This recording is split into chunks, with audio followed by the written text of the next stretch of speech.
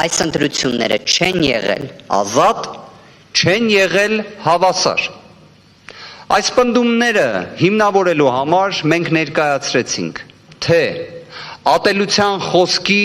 մասշտաբային դրսևորումը, որը իրականացվել է սույն դատաքննությանը որպես երրորդ անձ ներգրավված ուժի կողմից եւ որը փաստահեն է,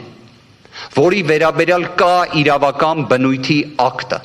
վարչական դատարանի համապատասխան դատական ակտը։ Մենք հիմնավորեցինք, որ վարչական ռեսուրսի չարաշահումը եղել է անասելի։ Դրա վերաբերյալ ներկայացրեցինք կրկին դատական ակտեր, փաստահեն պնդումներ։ Մենք հիմնավորեցինք, որ սույն ընտրական վեճի, ընտրական գործընթացի, ընդհանրապես ընտրական այս գործընթացի շրջանակներում լիազոր մարմինը ունեցել է անկախության դեֆիցիտ։ Մենք տեսանք ինչպես սահմանադրական դատարանը իր կազմի փոփոխություն ունեցավ մասնակցության անհնարինության որոշումներով, բայց որը բնավ տեղի չի ունեցել կենտրոնական ընտրական հանձնաժողովի դեպքում։ Արդյոք մարդիկ չպետք է ունենան իրավունք քաղաքական գործունեություն իրացնելու, իսկ դրան հաջորդող ժամանակահատվածում այլ պետական մարմիններում պաշտոն զբաղեցնելու։ Իհարկե, թող ունենան, բայց արդյոք այն պետք է լինի այնպիսին,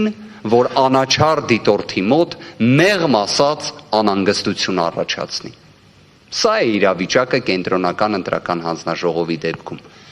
Բարձր դատարանի կողմից դատաքննության ընթացքում մի կարևոր հարցադրման վերաբերյալ նույն 35 կոտորակ 65 ընտրատեղամասի վերաբերյալ պարզեցինք ինչ մի իրավիճակ։ Տեղամասային հանձնաժողովի նախագահը քաղաքացիական պայմանագիր կուսակցության անդամ է։ Կենտրոնական ընտրական հանձնաժողովի նախագահը քաղաքացիական պայմանագիր կուսակցության հիմնադիր անդամ է եղել։ Արդյոք սա կասկածի տեղ տալիս է, թե ոչ։ Արդյոք սա չի ստվերում ամբողջ ընտրական գործընթացը, թե ոչ։ Եկեք մի քանի այլ հանգամանքել համադրենք դրան։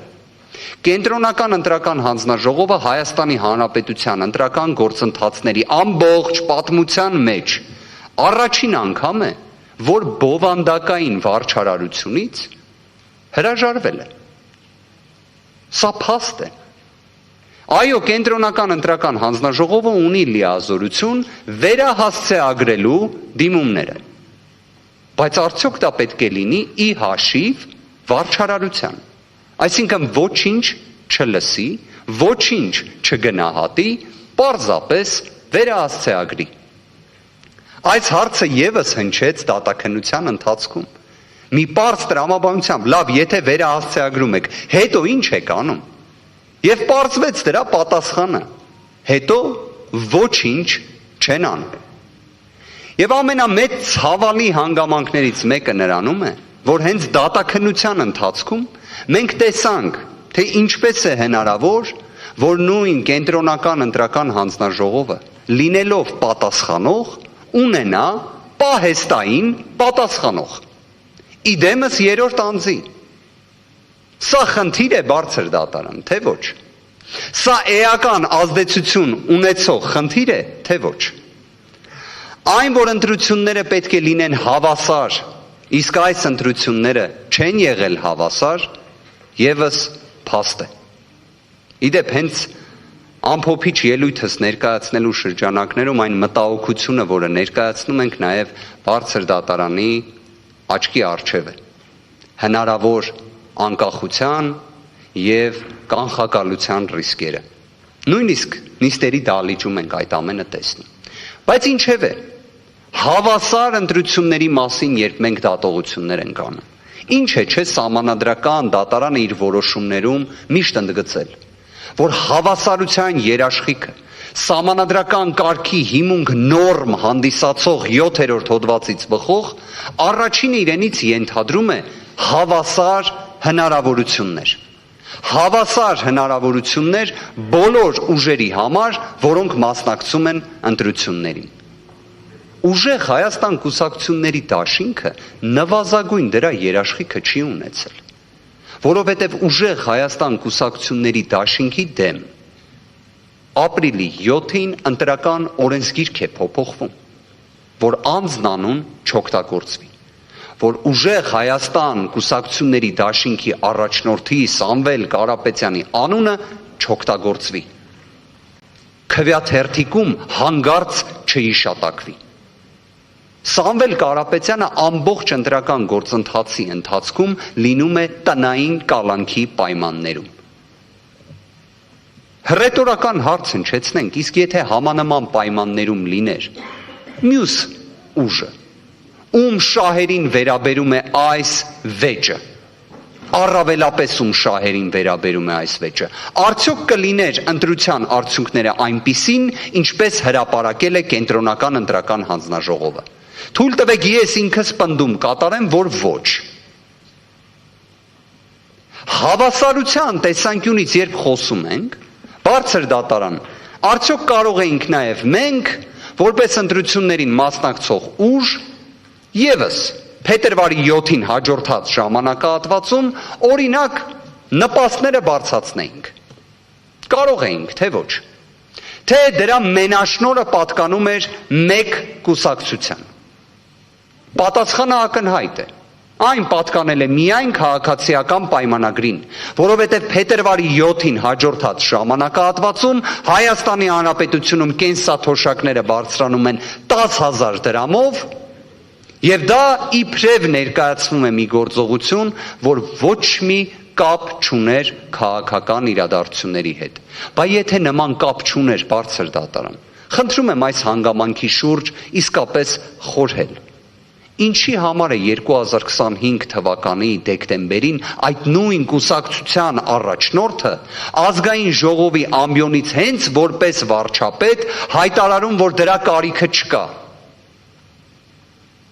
Բարձր դատարանի դատավորներից մեկի մոտ կար մտահոգություն, թե արդյոք նման երևույթները ազդեցություն թողնում են ընտրողների կամքի վրա, թե ոչ։ Ես մեծ ցանկություն կունենայի, որ չթողեին։ Իրապես, անկեղծորեն եմ ասում։ Բայց երբ Հայաստանի Հանրապետությունում ծայրահեղ աղքատությունը, աղքատության ցուցանիշը այնպիսին է, ինչպիսին կա, հավատացեք 10,000 դրամը էական ազդեցություն թողում է ընտրության արդյունքների վրա, ընտրողների կամքի ձևավորման վրա։ Այո, դա այդպես է։ Եվ այո, դա փաստացի ընտրակաշարք է։ Որովհետև եթե դա չի արվում 2022 թվականին, չի արվում 23 թվականին, 25 թվականին հայտարարվում է, որ դրա կարիքը չկա, բայց 26 թվականին դա արվում է։ Արվում է նախագահի հրամանագրին հաջորդած ժամանակահատվածում։ Բարձր դատարան։ Մենք նաև ներկայացրել էինք քանակական, սոցիոլոգիական հետազոտության հաշվետվությունը, որը դատարանի կողմից որպես նյութ կցվեց սույն գործին։ Ըստ այդ հաշվետվության մեր հայրենակիցների ստվար զանգվածը նշված ռեֆորմը ընկալել է հենց քաղաքացիական պայմանագիր կուսակցության հետ։ Եվ ամբողջ խնդիրը ինչումն է, որ այդպես չպետք է լիներ, որովհետև Հայաստանում ընտրությունները պետք է լինեին հավասարության պայմաններում, բայց ինչպես դրանից ակնհայտորեն հետևում է, այդպես չի եղել։ Բարձր դատարան նաև շատ քննարկվեց դատաքննության ընթացքում հակակոռուպցիոն կոմիտեի գործողությունների հարց։ Հարուցված քրեական վարույթներ, մեղադրյալներ, մինչև սահմանադրական դատարանում դատաքննությունը այն դարձել էր հանրային մեծ քննարկման առարկա։ Առայն, որ նշված երևույթը էական ազդեցություն է ունեցել ընտրության արդյունքների վրա։ Դատաքննության ընթացքում պարզվեց, որ այդ նույն հայտարարությունների հեղինակները այդպես չեն պնդում։ Քավլիցի։ Մենք այլ կոնտեքստում ենք այդ հարցին մոտեցել։ Մենք մոտեցել ենք այն կոնտեքստում, որ նշվածը դասական իմաստով սև PR-ի գործիք է հանդիսացել։ Օրինակ, հակակոռուպցիոն կոմիտեն կամ դատախազությունը բնավ չէին խոսելու նրա մասին, թե այդ նույն քրեական վարույթների, կալանքի միջնորդությունների ինչ մեծ զանգված հիմնավոր կասկածի բացակայությամբ մերժվել է,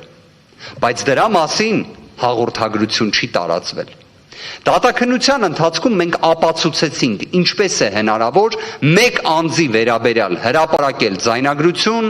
վերագրել մեղադրանք, վերագրել դրվագներ, այնուհետև դրվագներից մեկը ընդհանրապես կարճվում է, մի մասով քննությունը շարունակվում է, բայց դրա մասին մեր հայրենակիցները չեն իմանում։ Բացասական նստվածքը մնում է։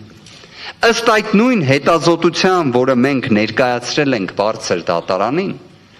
մեր հայրենակիցների 21%-ը լսելով այդ ձայնագրությունները չեն տվել իրենց քվեն ընդդիմադիր հայացքներ ունեցող ուժերին։ Ինչ ազդեցություն է հետևաբար այս ամենը ունեցել։ Մեղմ ասած բարձր դատարան էական։ Հակակոռուպցիոն կոմիտեն ինչի համար պետք է ներքաշվեր քաղաքական գործընթացների մեջ։ Ինչի համար։ Որն էր դրա հավելյալ արժեքը։ Որն էր դրա անհրաժեշտությունը։ Խնդիրը կանխարգելումն է, միանշանակ ողջունելի գործողություն է։ Բայց բարձր դատարան, եթե դուք ժամանակ գտնեք եւ 1 րոպե տրամադրեք այդ ձայնագրությունները լսելուն, դուք կտեսնեք այդտեղ կանխարգելման մասին չի խոսքը։ Այնտեղ կա թիրախավորում, այնտեղ կա անհարկի ընդգծում, այնտեղ կա շեշտադրումներ, այնտեղ կա միջամտություն քաղաքական գործունեությանը։ Դա ինչ կապ ունի հակակոռուպցիոն կոմիտեի հետ։ Մենք դատաքննության ընթացքում ունեցանք հարց ու պատասխան, որտեղ հնչում էր վարկած, թե եթե չնշվեին անունները կուսակցությունների, դա ճիշտ կլիներ թե ոչ։ Եվ իբրև ընտրություններին մասնակցող այլ ուժերը արդյոք դրա բացասական հետևանքները ստիպված չէին լինի կրել, որտեղ իբրև դա կարող էր վերաբերել նաև իրենց, այսինքն նման հնարավոր վարկած կարող էր լինել։ Այսինքն եթե ընտրական օրենսգիրքը դա արգելում է, մենք էլ ինչն ենք քննարկում։